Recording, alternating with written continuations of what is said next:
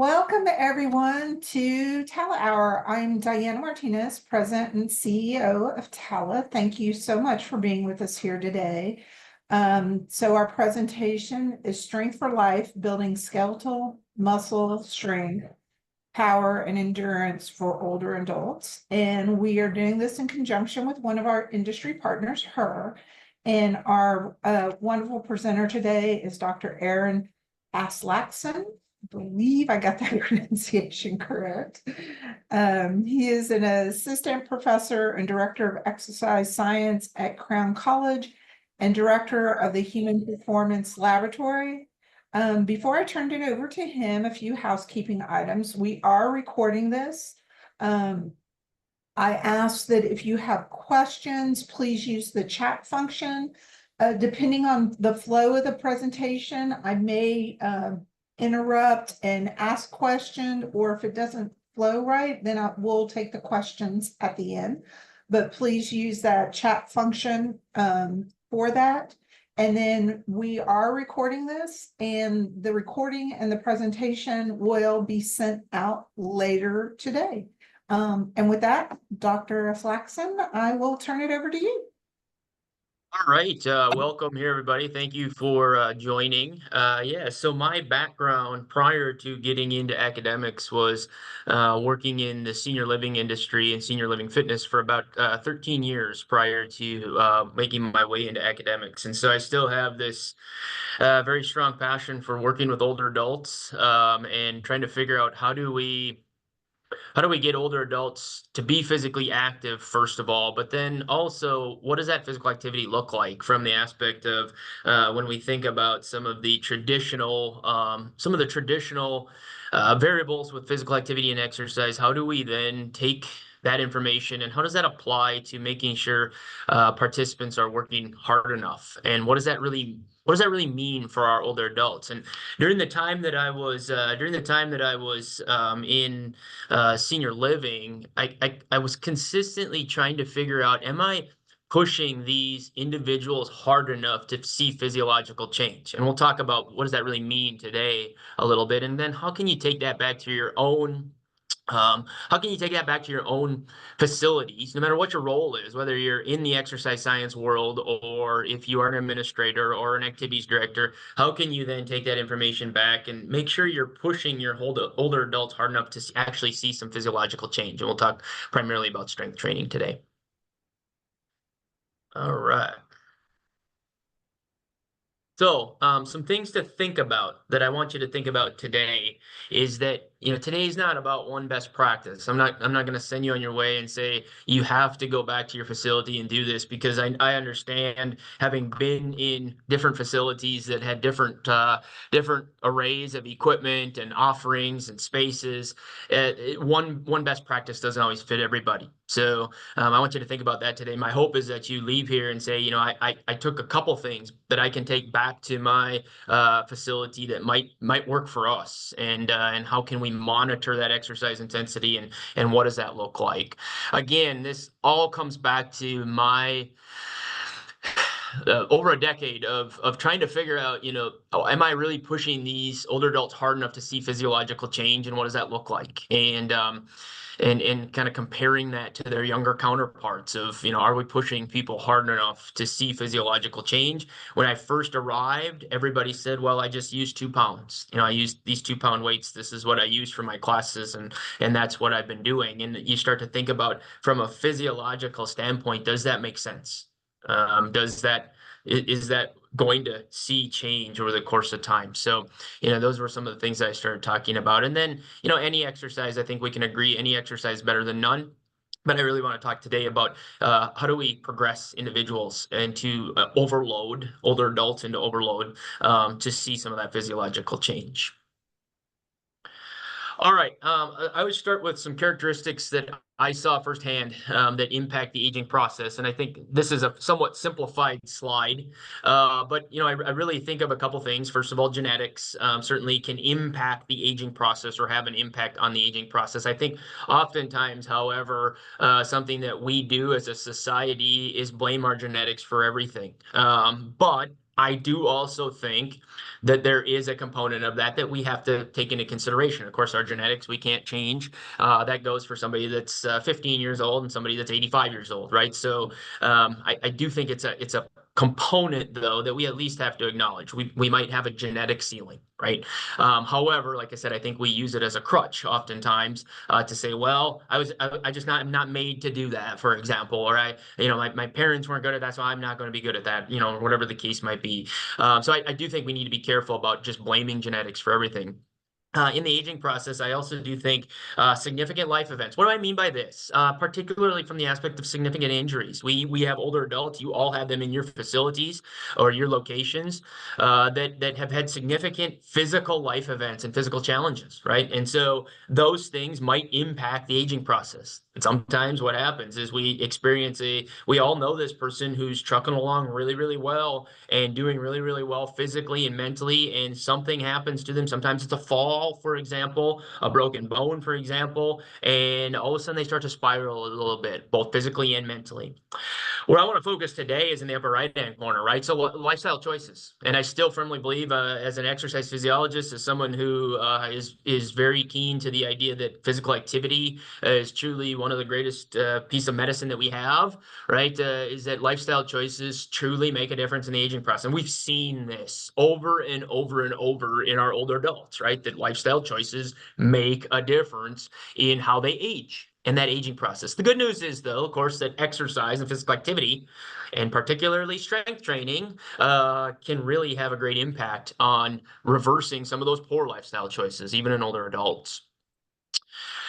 So here, this is another slide that I use quite often when I'm talking about older adult fitness is, the potential negative impact. And so if we think about the potential negative impact of aging and some of the things that we saw in the previous slide, one of the things that we notice quite a bit is decreased functional capacity. So the individual doesn't have, and this doesn't have to start with my circle decreased functional capacity. That's just where I'm starting this particular slide today, is this decreased functional capacity. And what happens then?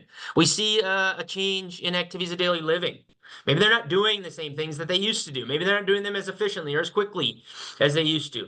All of a sudden, there's a decreased independence or an increased dependence on someone else. Now, they need someone else to help them, whether that be staff members, whether that be family members, with those activities of daily living. We see decreased social activity. They're not going out to do the things that they used to do. And ultimately, this can lead to a decreased quality of life. We've seen this pattern in our residents. Sometimes it happens even where they get out of this pattern. Something happens where they get back in it. Okay, for example. So I think we've seen this pattern, and my hope is that as we think about the importance of physical activity, exercise, strength training, cardiovascular exercise, all those things, how can that then impact this cycle? We've seen this vicious cycle in our folks over and over. And I think that many of us who are very keen to the idea of physical activity and exercise certainly understand how important that is in breaking this cycle and ultimately helping us to maintain. Okay, so when we start talking about resistance training, some recommendations here from the American College of Sports Medicine, right, is 2 to 3 days per week, and this is recommendations for older adults as well. Okay, 2 to 3 days per week of resistance training. You notice I have progressive resistance training on here, right? We're going to talk a lot about progressive overload today. What does that mean? Okay, why is it important when it comes to physiological change in our older adults that impacts functional capacity? Okay, progressive resistance training, 8 to 10 exercises, major muscle groups, 8 to 12 repetitions of each. And then what I want you to notice down here at the bottom is rating of perceived exertion between moderate, 5 to 6 on a scale of 0 to 10, to vigorous intensity, 7 to 8 on a scale of 0 to 10, resistance training. We're going to talk a little bit about RPE or using RPE, rating of perceived exertion, for your clients, right? My hope is that by the end of this, we're getting away from the idea that 2 pounds is good for everybody. Okay, and I think as an industry, we are realizing that, right? So how do we get away?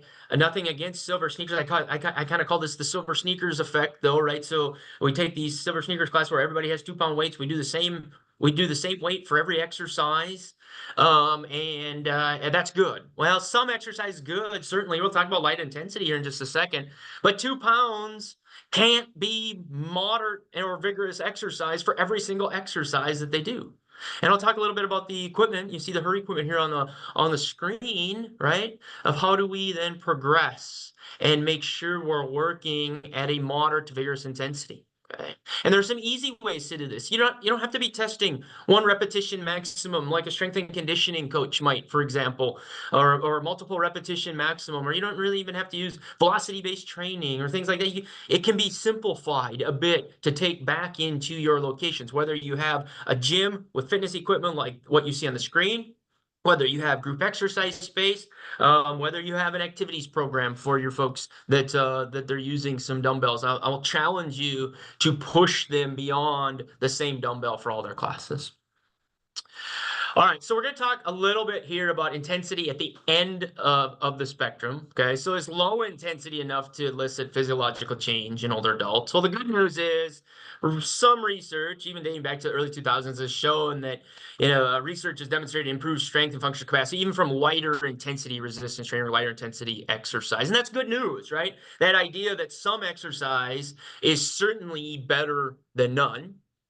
Okay. Also thinking and keeping in mind, where are we starting at? Where's our starting point for our clients? If somebody's brand new to exercise or has been out of exercise for a long time, light intensity exercise might be enough, right? To start seeing some of that physiological change, neuromuscular change, cross-sectional area change of the muscle, functional capacity of that muscle leading to functional capacity of the person. Right. So good news. Light intensity exercise might be enough, especially for those with a little bit lower starting capacity. Okay. Another 2018 study here, a light intensity exercise linked to lower death risk in older men. So a little bit better, some better than none, right? And even if it's at a lighter intensity, again, I want you to keep in mind, where is the starting point of your clients? Okay, maybe that 2 pounds, 1 pound is enough. Okay, for some of your clients, right? But what I also want you to think about is from a physiological process, as we start to get into the weeds of science of exercise here, right? And the physiological changes that occur, okay, to skeletal muscle, which we're talking about in a bit, is maintaining light intensity exercise enough? Okay, it might be a great starting place. You see some benefits here of lighter intensity exercise, but is it enough as we continue or need to continue to progress in order to see some of that physiological change? Those are some of the things I want you to keep in mind as we go through the next 15, 20 minutes of what we're talking about here today. This is really where we start to get into what I previewed on the last slide. You saw the recommendations: moderate intensity, vigorous intensity. Okay, we'll talk about what that means, right? So those are recommendations from what I believe to be the best governing body in exercise science, American College of Sports Medicine. Okay, National Strength and Conditioning Association, great as well if you're looking for some great resources. Okay, there's others out there as well. The impact of moderate to vigorous intensity resistance training. We have to think about this from a functional or physiological capacity of the muscle, right? So you've maybe heard this adage that if you've never done any exercise and you hire a personal trainer to help you out, almost any exercise that they give you, almost any resistance training that they give you is going to start to see some improvements, right? Maybe some neurological improvements, some motor learning, motor behavior type improvements. And so we think, oh, I'm getting a lot stronger. I'm seeing great changes. But the reality of it is, as someone progresses, when you start thinking about moderate to vigorous intensity resistance training, and that moderate to vigorous intensity resistance training, it might not be as high of a weight in older adults, but the physiology inside the muscle, it is relatively the same, right? To see that change, to see the functional capacity, what the changes that they're looking for. Now we need to start pushing individuals to work at a moderate to vigorous intensity if we want to continue to see or continue to progress, whether we're talking about neurological considerations or physiology, the actual structure of the muscle, which we'll talk about here in a second. Okay, if we want to continue to see progression here, it becomes important that we're working at a high enough intensity to make that change, right? Otherwise, do we really start to see or can we really impact the muscle to create that functional capacity? And that's really what it's all about, right? So if we think about functional capacity in our older adults, it might look different than your 25-year-old athlete that's in the weight room with you, right? So it might look different. What does functional capacity mean to that person? It might be sports specific. Okay. Well, functional capacity to our older adults. Remember back to that table that I had with the arrows, the image that I had with the arrows, the functional capacity, activities of daily living, independence, social activities, ultimately quality of life. That might be the functional capacity for your older adults. And so those are the things that we need to think about working with older adults. What is their functional capacity that they're looking for, or functional changes that they're looking for, versus a younger client, an athlete, whatever the case might be. So I want you to think about those things, because really when we start to look at moderate to vigorous intensity resistance training, and we're going to talk about power here in just a second, and some of those kind of things, how do we then start to change the physiology of the muscle to equal functional capacity? And that's really where, in my opinion, and when I was working in senior living, it's really where the rubber meets the road when it comes to this, is how do we get to that point where we're continually progressing in small increments up with our older adults to see some of that functional capacity. So that's really where I start to get a little bit passionate about this, when I do believe that some exercise is better than none, but where do we then kind of get to this tipping point of needing to continue to increase in order to see that physiological change? And I saw this over and over again in my older adults. I had people all the way from 55 up to 102, 103, and you see this same idea across the board, is how do we then change that functional capacity in them? All right. I could have previewed this slide a little bit. You saw this previous, right? Left-hand side of the screen here. You saw this image previously. It was just decreased functional capacity was circled, right? And same thing here. Well, with exercise, this arrow that we see here is progressive exercise. It is progressive overload, as an example. We'll talk about what those mean here as we go along, right? And what we see here is improved or maintained physical function. We see no change for activities of daily living. Somebody that's 95 years old that is doing physical activity and exercise on a regular basis, resistance training on a regular basis, they might still be able to maintain their activities of daily living. Increased independence. They don't need help doing it anymore. I want you to think about, probably have some administrators on the call here today. How does that impact your staffing? Okay. How does a stronger resident, there's a slide on this towards the end, how does a stronger resident impact your staffing in an area of the industry that's already a challenge, right? So how do you help your staff members decrease staff load, things like that? And then ultimately here, our residents are increasing their social activity, remaining vibrant in your community, right? Increasing their social activity, or at least maintaining what they were doing before. And we know that regular exercise and resistance training increase quality of life in older adults. Okay, this will jump a little bit into the science before we start talking about the how and the why we do this, right? So I want you to understand a little bit of progression and overload. You've heard me talk about what this means a little bit already. Progression and overload form the principle of progressive overload. We're going to talk about both of these. We're going to take them in reverse, actually. But progression and overload, if we want to think about the principle of progressive overload, systematically increasing the demands placed on the body and systems to elicit a physiological change, right? So your body, our body, your older adults' bodies adapt to the demands that are placed on it. Okay, specific adaptations to impose demands. Okay, if we want to think about the SAID principle.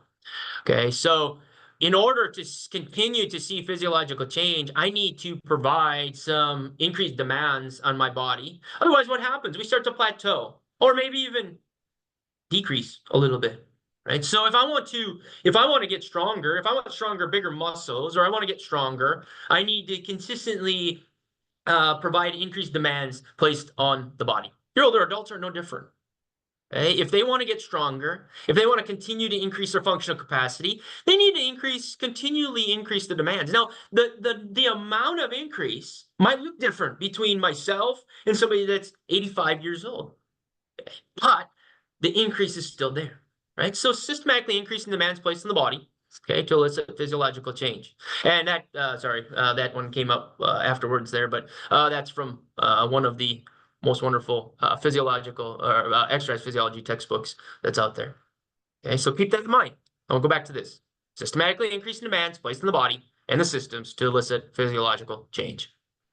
Same for older adults as it is for their younger counterparts. It's going to look a little different, which we're going to get to, but I want you to keep that in mind. All right, so the physiology of strength training, from progressive overload, okay, to structure and functional change.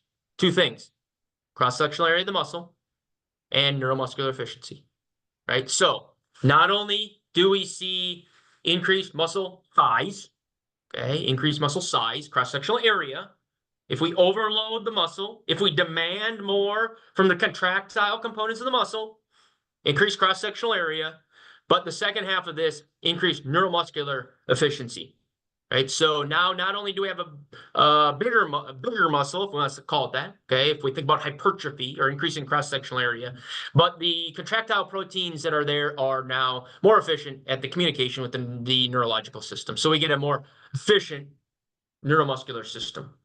Okay? These two things, right, are really the basis, or mostly the basis behind resistance training, progressive resistance training that we do on a regular basis. Again, whether we're talking about older adults or whether we're talking about younger counterparts. Okay, this principle of progressive overload is really going to change not only the structure of the muscle, okay, but the neuromuscular efficiency of that muscle as well. Okay, so I want you to keep those things in mind as we talk about a couple of these other concepts. Okay, let's define some strength variables. Skeletal muscle strength. I'm just going to label this as the maximal force that a muscle or muscle group can generate to create torque about a joint. We're not going to go too deep into biomechanics here or physics, but we'll just call it the maximal force that a muscle or muscle group can generate. And we'll talk about power here in just a second. Okay, so we all have the ability to create strength, right? Muscle strength, maximal force that the muscle or muscle group can generate. Skeletal muscle endurance. We're not going to talk a whole lot about skeletal muscle endurance today. We're going to talk mostly about strength and power. Okay, but the capacity of a muscle or muscle group to perform repeated contractions or sustain that contraction over time. Okay, so oftentimes when we think about endurance, we think cardiorespiratory endurance, but skeletal muscle endurance, repeated muscle contractions over the course of time. Right, so if we want to think about it that way, so repeated over the course of a longer period of time versus maximal force, which is just the maximal force that a muscle or muscle group can generate to create torque about a joint, to create that joint movement. And then skeletal muscle power. I'll just label it here in simple terms as the product of strength, maximal force, and velocity or time, if we want to think about it that way. The other way to think about this is the torque about a joint and how fast you move to create that torque. Okay, so skeletal muscle power is a connection, not only is oftentimes thought of as a connection between the skeletal system and the neurological system, right? So how fast can you move? Okay, how fast can you move that weight, for example? Not just how much you can move, but how fast you can move it. And interestingly enough, if any of you have heard Dr. Signorelli talk, he talks a lot about skeletal muscle power and using the HUR equipment as an example for the skeletal muscle power. And actually, there's quite a bit of information out there that skeletal muscle power, certainly important a strength component to that, but also how fast is that muscle contracting to create that joint movement, as an example, or how fast is that joint moving. Skeletal muscle power has been shown to be a great indicator of independence and functional capacity in older adults. Actually, in some cases, more so than just straight skeletal muscle strength. Because when we think about older adults, we oftentimes think about, that neuromuscular coordination, proprioception, some of those balance terms that we hear a lot about. Well, skeletal muscle power really taps into the ability to not only contract the muscle, but how is the neurological considerations in that as well. So skeletal muscle power has actually been shown to be a pretty strong indicator of functional capacity and independence in older adults. Like I say, maybe more so than even skeletal muscle strength. Both are important, don't get me wrong, but if we think about skeletal muscle power, as it relates to strength and speed, that neurological component. All right, some additional programming considerations that I want us to think about here. And then as we start talking about some of how do we apply this, so we understand that, hey, progressive overload is important in our older adults. How do we apply this? Single set training to fatigue is something that's taken off in this industry, and there's quite a bit of research out there that single set training to fatigue can have significant impacts on skeletal muscle properties. Is it a fit for all exercises? Is it a fit for all populations? It could be, it might be, but that's something that you need to figure out what kind of experience do you have in your older adults for resistance training? Is it the place that we start? Probably not, for example, but single set training to fatigue, where the individual picks a little bit heavier weight and does one set to fatigue, or even one set to where they need a little bit of an additional help.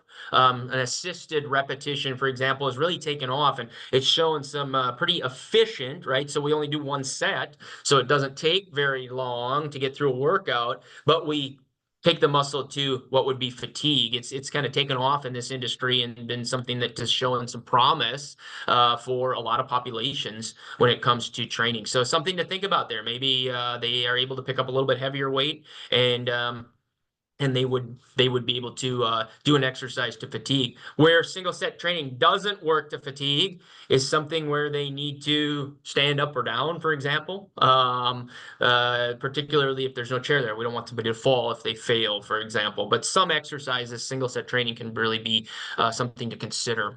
Power training, kind of talked about this a little bit on the previous screen. I'm very passionate about power training in older adults. And actually, towards the end of my time in senior living, I was doing a little bit more around the idea of even plyometric exercises for older adults, where they were moving quickly to try to tap into some of those plyometric effects of exercise, but also even on some of our equipment. I would be using a power theory where they would contract as forcefully as they could, even if it meant they were using a little bit lighter weight, to move that weight quickly to try to create that neuromuscular connection. So it's really something that you should consider when it comes to resistance training in older adults. Plyometrics, kind of got ahead of myself a little bit there. I tend to do that in class as well, get ahead of myself a little bit. But plyometrics is, I would call it a version of power training. And there's been times where I've given some presentations on plyometrics, not just for athletes, but your older adults too. And there are things you can do from a plyometric sense. And if anybody's interested in that, please get a hold of me or contact me. I'd be happy to chat with you about that from a plyometric sense safely with our older adults to tap into some of those neuromuscular connections as well. And then circuit resistance training is always popular as well with our older adults. And again, something else I want you to think about here is oftentimes in circuit resistance training, what do we see? We have one set of weights, and that's all we use. Again, is that enough to create physiological change? I want you to think about those things. I would argue no. And how do you then set up your circuit to have available weights where people can actually actually feel like they're working at moderate to vigorous intensity? Oftentimes, key takeaways means the presentation's over, but it's not. Multiple options for resistance training. The things that I want you to think about as we start to look at some of the programming in the last 10, 15 minutes here is, are your residents and members working at a moderate level or higher? Okay? Especially your experienced folks. Again, somebody coming in for the first time, you might be able to get away with working at lighter intensity. As a matter of fact, I would suggest it. Okay? But as they progress, right? So as they get stronger, keep in mind, if they don't continue to overload their muscles, at least occasionally, okay, they're going to start to plateau and eventually maybe decline even. So keep that in mind. Are they working at moderate level or higher? Then how do we do that? Are they being pushed to overload the skeletal muscles that need to see that overload to experience physiological change? Right? Remember specific adaptations to impose demands. Right? So are they being pushed enough to overload the muscles? Are they being pushed enough to have those imposed demands to actually see some of this physiological change? Cross-sectional area of the muscle. Maybe you know what? I should put neuromuscular efficiency first, and as a 1B or a 2 there, maybe put cross-sectional area of the muscle. Certainly both can be important with our older adults, but I would argue that neuromuscular efficiency is really important. And how do we maintain or even improve that in older adults, progressive overload. Okay. All right, so let's talk about the how. Okay, I think we're about half hour in here. Let's talk about the how for a bit. Okay. The other half of this is progression. And progression might look a little bit, we talk about overload, okay, but the other half of this is progression. The how. How do we do this? And where do things like the HUR equipment come into play?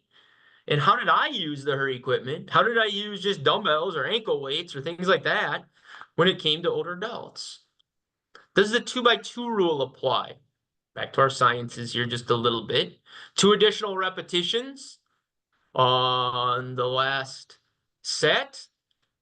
2 sessions in a row, we increase the weight. Certainly could. Okay, you could use the 2x2 rule. It's been around for a long time. If somebody can do 2 additional repetitions on their last set of the exercise, okay, 2 sessions in a row, we increase the weight. That increase, again, might look a little bit different. In our older adults, that might be 1 pound. That's where the HUR equipment really comes into play nicely, which I'll talk about as we go along. Okay, should it be based on rating of perceived exertion? Remember back to the suggestions for resistance training? Moderate intensity, a rating of perceived exertion on a scale of 0 to 10, 5 to 6 on a scale of 0 to 10, or 7 to 8 as a vigorous intensity on a scale of 0 to 10, should be based on rating of perceived exertion. Let's talk about this. Okay, popularity and feasibility of set exercise and session RPE with our older adults. Part of this is an educational focus, okay, on teaching them what this means. This is an example of doing 3 sets. Okay, what is their RPE on set 1, RPE on set 2, RPE on set 3? Okay, I asked my clients to rank how hard they were working on each individual set. So set 1, I was a 4 out of 10. Well, let's increase by a pound, for example, to get to a RPE on set 2. Okay, set 2, they were a 7 out of 10. Okay, as an example with that new weight, maybe I leave it there for set 3. And then I ask them to rank that as well. Then we get into exercise 1, exercise 2, exercise 3. Okay, now here if we take all of this and put it into bucket of exercise 1, okay, now we start to figure out how hard were they working on that particular exercise. If you have an exercise where they're going to use the same muscle group in exercise 2 as an example, some sort of supersetting or compound type training, okay, maybe you are not having them work as hard. Maybe I'm having them work on the lower end of that moderate intensity, okay, for example, or even a light intensity on the second exercise, okay, or if you're having them do a different exercise, we start all over. Set 1, set 2, set 3. Now we're into exercise number 2. What was their rating of perceived exertion? Once they understand what that means, that felt 5 out of 10, that felt 6 out of 10 as an example, these things can lead here to figuring out how hard did they work in a particular session. As long as you're recording this and pushing them to figure this out, it can be a really feasible way to monitor progression in your older adults, whether you're using free weights, ankle weights, bands, dumbbells, machines, like even machines, selectorized equipment or machines, the HUR equipment, things like that. These can be some really interesting ways to start monitoring how hard are they working? Are we progressing the way that we should? Okay, so those are some things I want you to think about. Sorry, I got to go back here 1 second. Okay. Traditional increases may not apply. You heard me talking about this. Let's just say we're 2x2 rule with somebody who's 25 years old, a young athlete, for example, 25 years old. They're able to do 2 additional repetitions the last set, 2 sessions in a row. We might bump them 10, 15, 20 pounds even on a lower body exercise. Your older adults might go up 1 pound to make progression, to make it progression overload. Small increments. For some people, they might be doing 2 pounds, and it takes them a long time to increase 1 pound. So this is where This is where the HUR equipment can be a huge benefit to a lot of things that you're doing in your facility. The small quarter-pound weight increments, the very small quarter-pound to half-pound to 1 pound weight increments can continually increase or continually progress, continually push your clients into that progressive overload. Right. And so that's where something like the HUR equipment can be very beneficial, because if somebody's only using 1 pound, if they increase to 2 pounds, that's a really big increase, right? So now we can start to go up small increments and look at some of these safer increments for our older adults. All right, special populations. Okay, we all agreed. Older adults are a special population on their own, right? Or clinical populations here. Let's just chat about it for just a second. Okay, we all agreed that some exercise, regardless of intensity, was good for older adults. Okay. I fully acknowledge, as we sit here today, that cardiovascular, chronic disease, and orthopedic limitations are prevalent across the older adult fitness industry. I mean, I lived it for over a decade. I saw there wasn't, and when I talk my classes here and talk about working with older adults, there wasn't one client that didn't have something going on. All right, well, there was probably some. I could probably think of a hand, on one hand, of clients that didn't have something going on from a cardiovascular, chronic disease, or orthopedic limitations. Those are things that you need to take into consideration.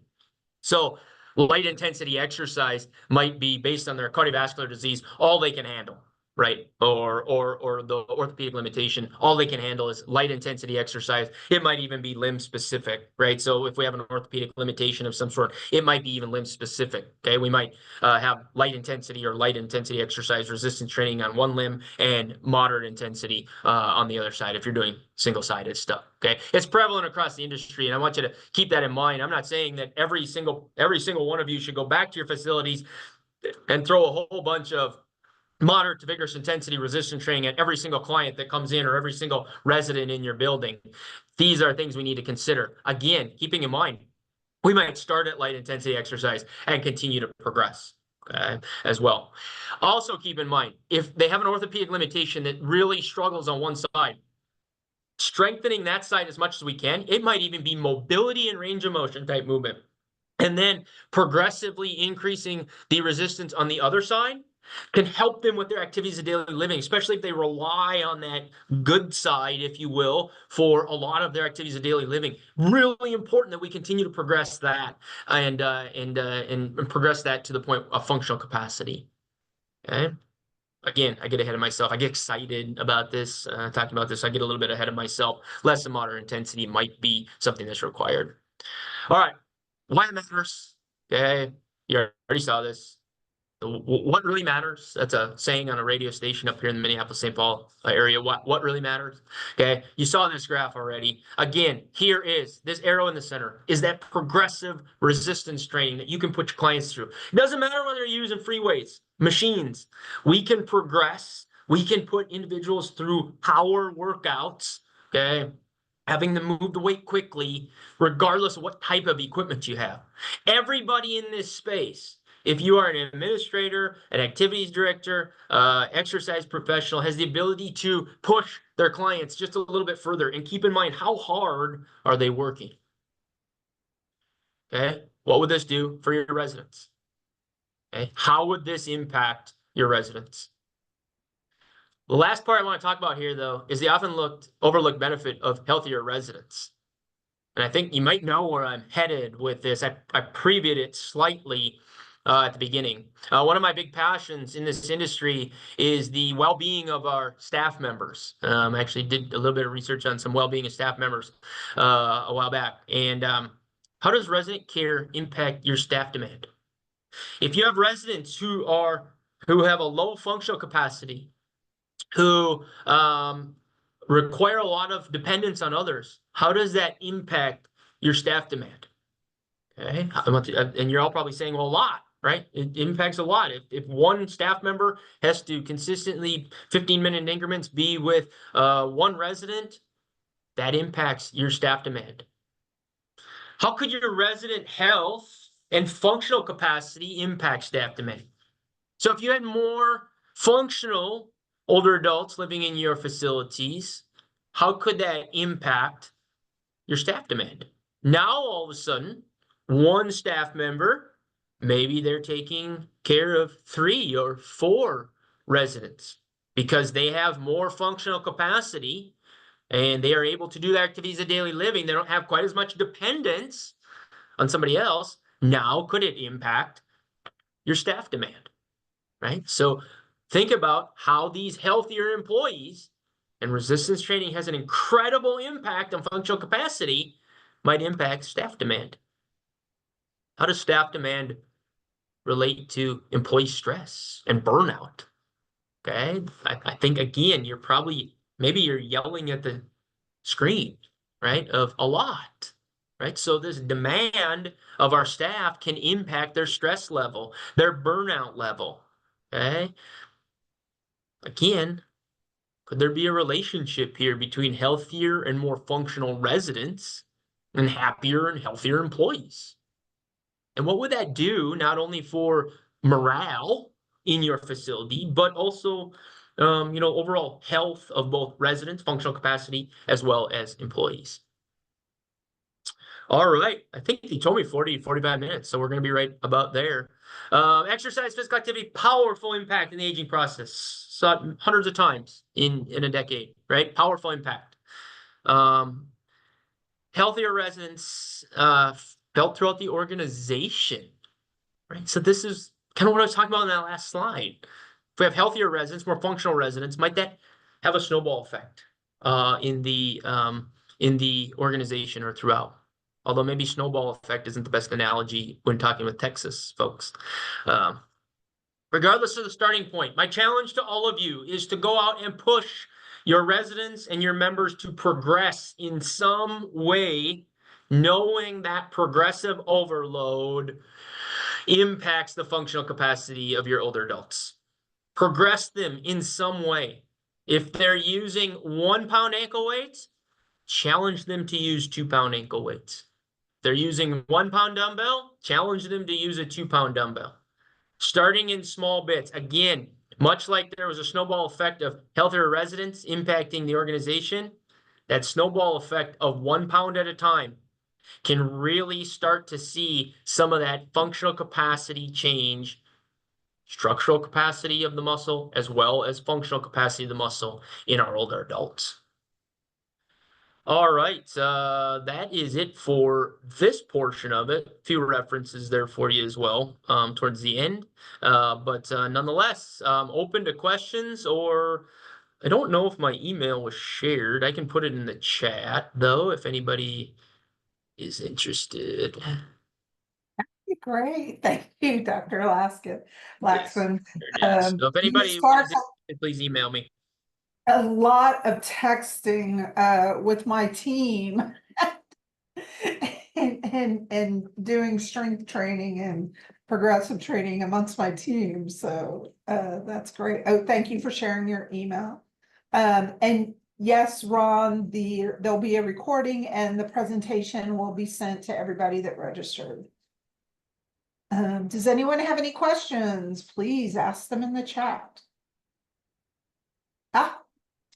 Whoa, We sorry, have my mouse. compliment. Thank you, Bernetta. That was very nice.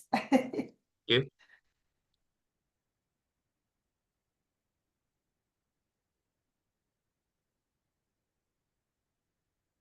Anyone else have questions? If not, we can turn you loose a little bit early. I would like to give you just a little bit heads up on some of the stuff we have coming up.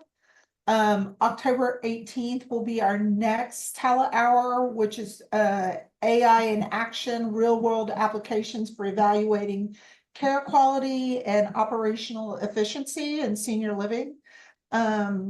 Also want to remind folks that our RFP for our keynote speaker at our 2025 conference, which we are already in full swing in planning, is already out. The general speaker RFP will go out October 21st. The 2025 conference is going to be at Kalahari Resort in Round Rock, April 2nd through the 4th. And then also we are rolling out a learning management system in the next couple of weeks.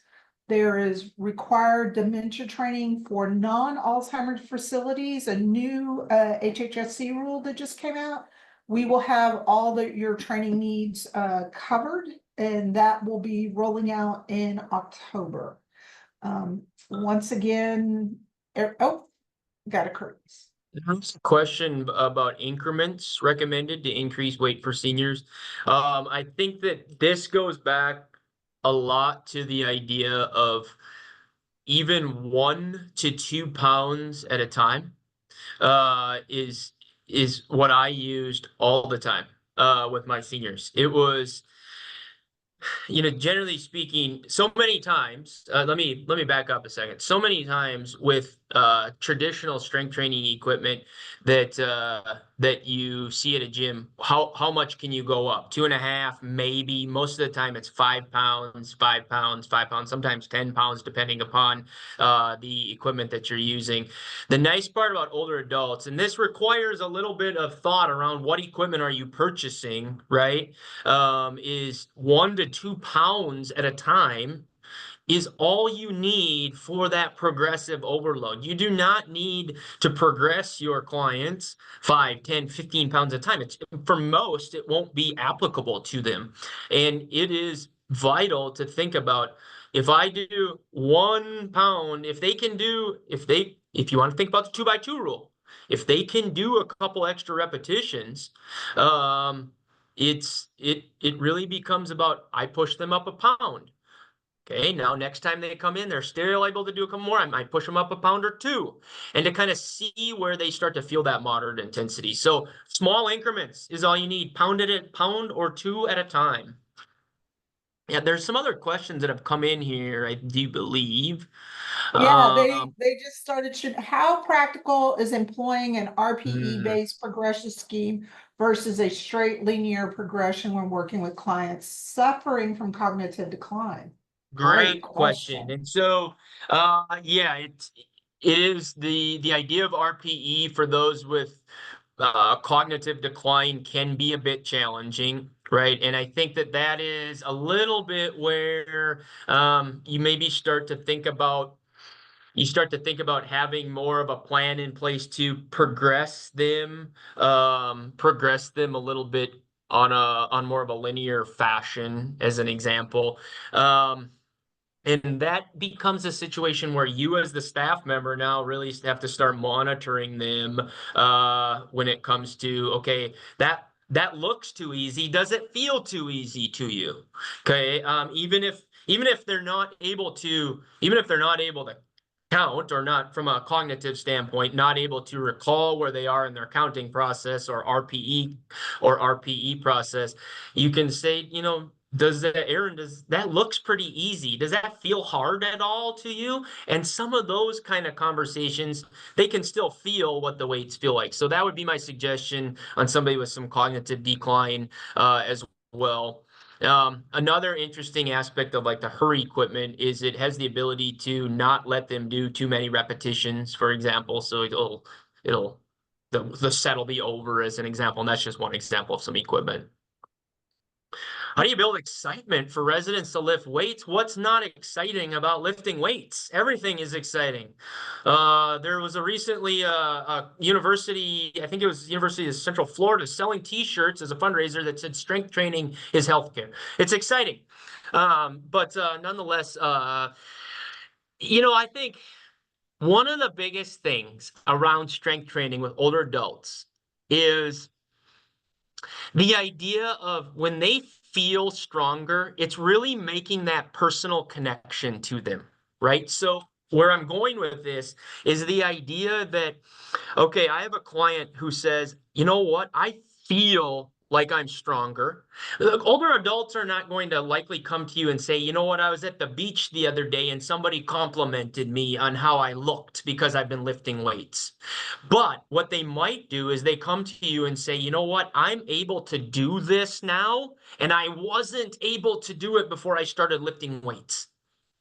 Those are the kind of stories that can start to build some excitement around the idea that strength training is vitally important for older adults.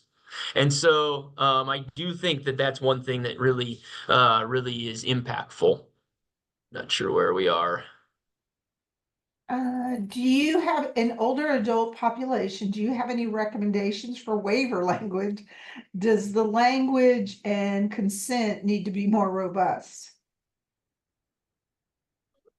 Well, so this is a little bit. I worked in a fitness center where everybody had to sign a waiver to participate, and so I guess I would have everybody sign a waiver. Now we were in a setting where um, everybody had to sign a waiver. So I guess I would have everybody that participates in a fitness program sign a waiver, but that becomes a policy specific area for your specific location. Let's see what else. Some of your students definitely showed up because this question can you discuss the difference in the force velocity relationship for specific functional tasks like gait speed versus stair ascension or chair rises, etc.?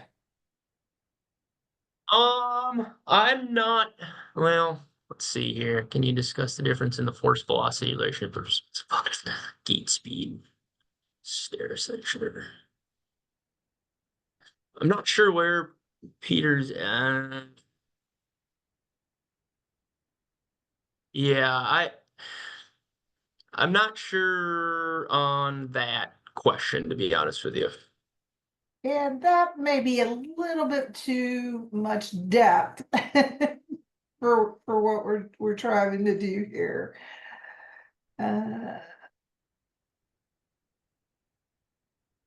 This is a good one. In your experience, how receptive have older adults been with progressing their loads? Well, my folks got used to it. There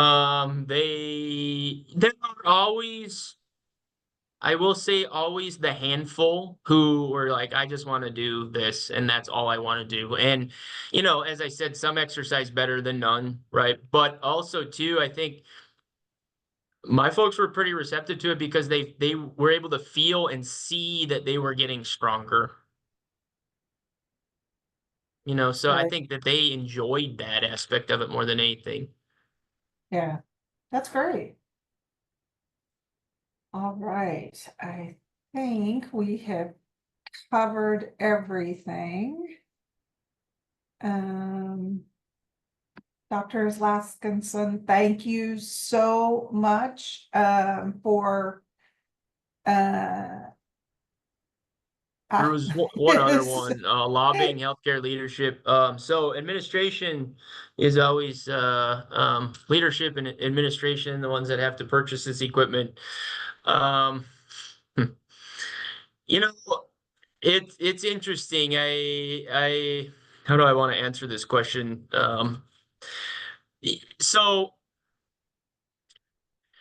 one of the biggest things is when you can start to show progress to your leadership. Of the program, of the specific clients within that program, saying, our folks are getting stronger.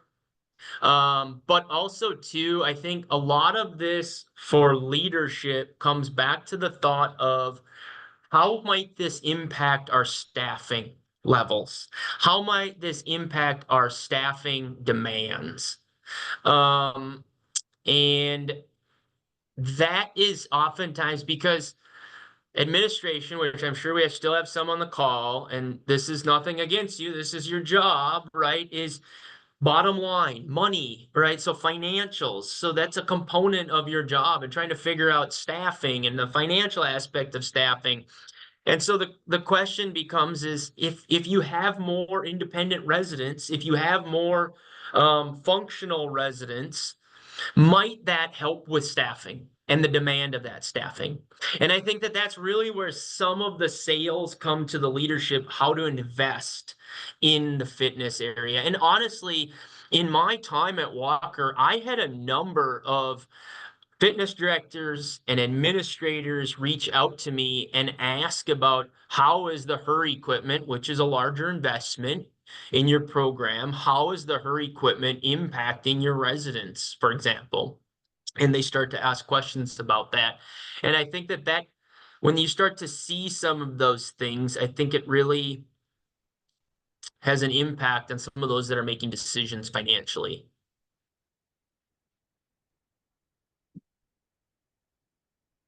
All right. Well, thank you so much for being with us today. Thank you for the presentation.